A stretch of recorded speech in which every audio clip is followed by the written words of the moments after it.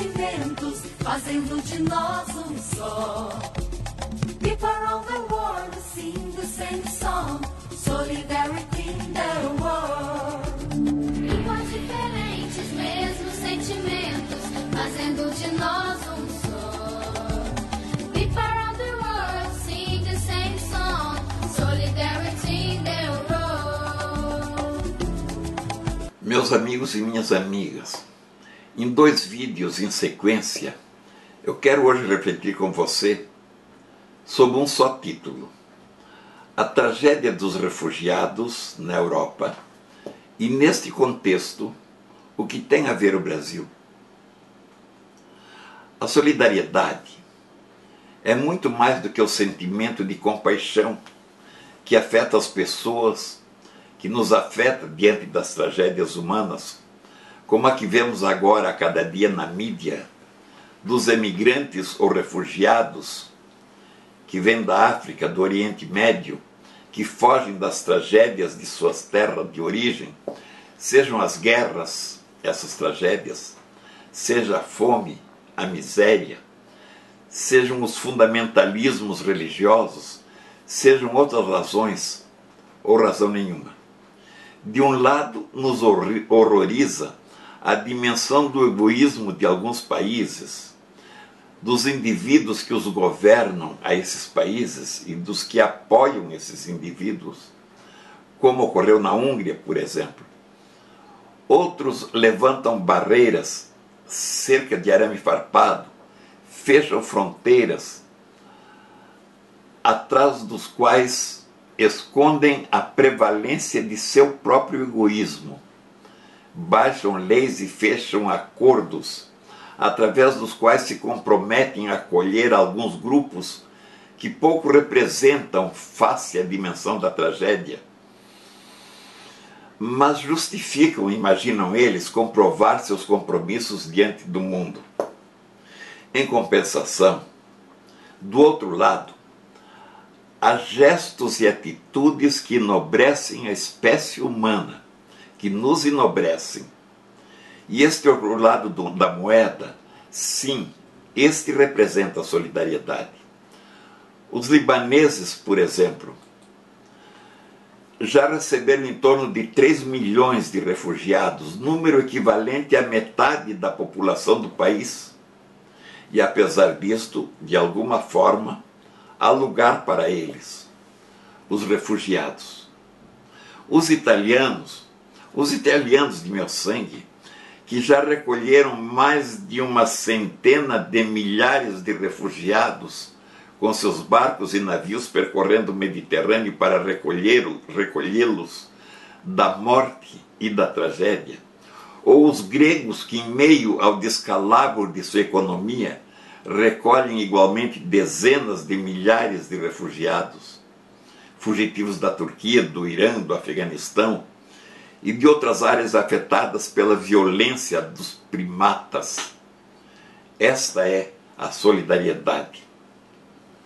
Vi caravanas de alemães e de austríacos, vejam só, atravessando as fronteiras para buscar e acolher refugiados rejeitados pela Hungria, e vi jovens alemãs e austríacas dançando com jovens emigrados, brancos e negros, com igual sorriso nos lábios e brilho nos olhos, fazendo saltar aos olhos, aos corações e às consciências do mundo toda a dimensão da solidariedade humana.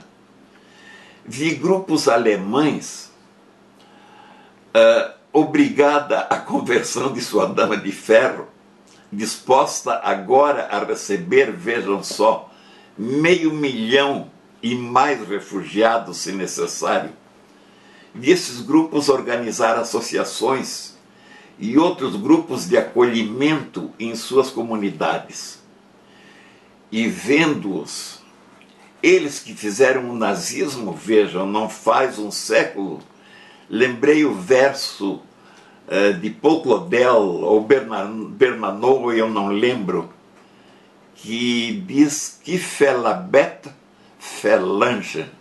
aquele que é capaz de ser a besta é capaz de ser o anjo. E pude ver ali na Alemanha os anjos do acolhimento e da solidariedade, redimindo a besta dos desumanos tempos do nazismo. Vi grupos franceses e jovens ingleses, sobretudo jovens, os que farão e viverão o mundo da solidariedade, ou que morrerão porque nós não fomos capazes de lhe herdar esse mundo.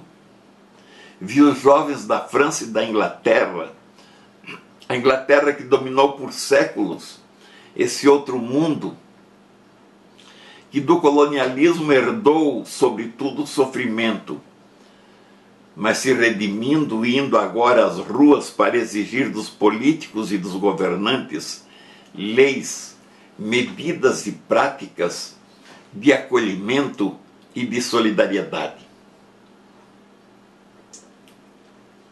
Vi, meus amigos, minhas amigas, o Papa Francisco, também ele e sempre ele, da janela do Vaticano, de onde abençoa e traz esperanças ao mundo, pedindo ou determinando que cada paróquia de sua igreja, da igreja que ele preside, se transforme em uma unidade de acolhimento. Ele que tanto entende, prega e pratica o amor, que é o segundo mandamento, mas que, sendo o segundo, é igual ao primeiro, que é amar a Deus, e isso ensinou Jesus, a dimensão extrema da solidariedade, do amor. E vi também, meus amigos, queridas amigas, soldados e marinheiros brasileiros desviar a rota de seu navio, que se dirigia ao Líbano, sob a bandeira de paz da ONU, para salvar mais de 200 quase náufragos, morrendo de sede, fome e desnutrição, em sua busca de receber a vida no mundo que imaginam ser mais solidários. São esses solidários do mundo, queridos amigos e queridas amigas, que fazem a massa de consciência, este conceito tantas vezes referido em nossas reflexões.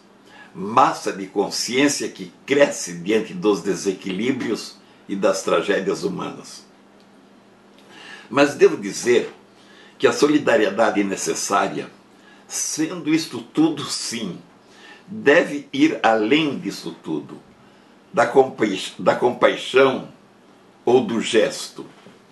É preciso que a massa de consciência mude os conceitos jurídicos, as doutrinas políticas, a ética do moralismo, as regras, as estruturas e os relacionamentos humanos, bem como modifique as práticas da política e da economia que ainda regem o mundo, pois é neles, nesses conceitos, nessas doutrinas, nessas estruturas ou nessas práticas exacerbadas pelos avanços da tecnologia, que estão as origens e as causas dessas e de tantas outras tragédias que desfiguram a convivência civilizada entre os homens.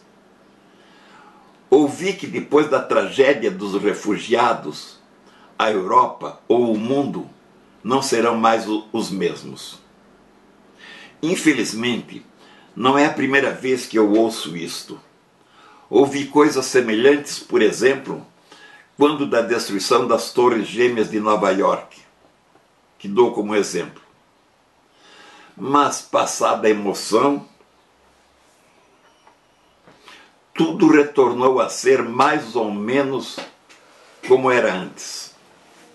É verdade que os Estados Unidos depois elegeram Barack Obama, o que antes seria impensável, mas mesmo assim os Bush estão ameaçando voltar. Na verdade, a mudança necessária vai além da emoção e dos fatos que a provocam. Ela tem que atingir as consciências e mais, tem que indicar para onde a mudança deve levar a sociedade ou o mundo, senão a mudança não leva a lugar nenhum e tudo volta ao começo, ou conduz ao caos. E do caos deriva só mais sofrimento e morte, em vez da vida. Por atingir consciências, por implicar em mudanças, mais do que uma emoção ou um fato, a solidariedade é um processo. E, aliás, o Papa Francisco dizia isso na Bolívia. O fato ou a emoção tem significado na medida em que desperta consciências ou reforçam esse processo de mudança, mas só a perseverança nesse processo é que muda a civilização. É preciso, pois, que a solidariedade, além da emoção, como a participação, inspire um novo processo onde as estruturas políticas, econômicas, éticas, jurídicas, sociais, enfim, a organização da sociedade, seja tal que evite que as tragédias existam, consequência da concentração de tudo nas mãos de poucos e da exclusão de quase tudo na vida de tantos. É preciso que a solidariedade e compaixão se transforme em solidariedade e mudança, solidariedade e transformação das estruturas sociais, essas a que acabo de me referir, as estruturas econômicas, jurídicas, políticas, dos relacionamentos humanos. E esta é a mudança, só esta que pode efetivamente superar as crises, as ameaças e as tragédias do mundo. Ou é sustentável? Pode a humanidade sobreviver, eu pergunto, respeitada a dignidade do homem, num mundo onde cada vez mais, e numa velocidade cada vez maior, alguns acumulam tudo à custa da exclusão de tantos? Pode esse mundo ser sustentável? Ou é sustentável num mundo onde as guerras e a repressão, frutos da ambição sem limite dos bens materiais e da acumulação da riqueza, onde fanatismos de toda ordem, inclusive religiosos, ou a ambição do domínio e do poder de grupos, raças, países, estados sobre outros grupos, outras raças, outros países. Pode este mundo ser sustentável e evitar a repetição das tragédias ou as tragédias contínuas, seja pelo terror, pela insegurança indiscriminada, seja pelas armas, pela tortura, pelo domínio psicológico e cultural que desestrutura as pessoas numa nova espécie de colonialismo dos que dominam, como sempre, sobre os mais fracos? Pode ser sustentável um mundo assim?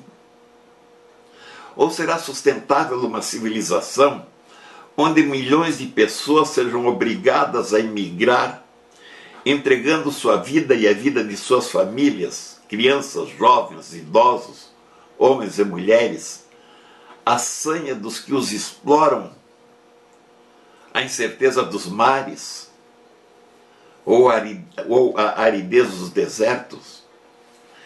Eu pergunto, meus queridos amigos, minhas queridas amigas, se é sustentável uma civilização que nos últimos 50 ou 100 anos destruiu de forma irrecuperável mais de 30% dos recursos naturais do planeta, recursos de que dependem para sobreviver esta, a nossa, e sobretudo as futuras gerações, utilizando sem qualquer limite os avanços da tecnologia para destruir esses recursos, impulsionados pela ambição sem limites e pelo egoísmo? Não poderia nossa consciência, ou a consciência humana, a minha, a tua, meu caríssimo, minha querida, não poderia nossa consciência ter justificativas para negar-se a dar sua contribuição, a contribuição de cada um, para superar essa difícil transição civilizatória por que passa o mundo. Todos nós, quase como migrantes ou refugiados à busca de um mundo melhor, de um mundo diferente, mais justo, mais fraterno, mais participativo, mais solidário, mais amorizado entre todos os homens. Única forma, sem dúvida, em que a civilização pode conviver com os avanços da tecnologia para que a tecnologia não a destrua. Será este um sonho? Ou um romantismo infantil? Ou inútil? Como alguns estarão pensando? Não. Estou certo que não. Estou certo que essa é uma questão de sobrevivência da civilização ou da espécie humana. Sou pena de que venha a pagar um preço equivalente ao tamanho dos desvios e das tragédias que tiver embutido no processo. E de que as tragédias que assistimos e que nos ameaçam, ou ameaçam o mundo, constituem apenas um pequeno ou um primeiro sinal. Não tenham dúvida quanto a isto. Mas neste contexto, face ao que acontece no mundo e o que está acontecendo aqui ao nosso redor, o que estão fazendo com o Brasil e o que tem a ver o Brasil com tudo isto. Veja na continuidade, meu querido amigo, minha querida amiga, o que tem a ver o Brasil.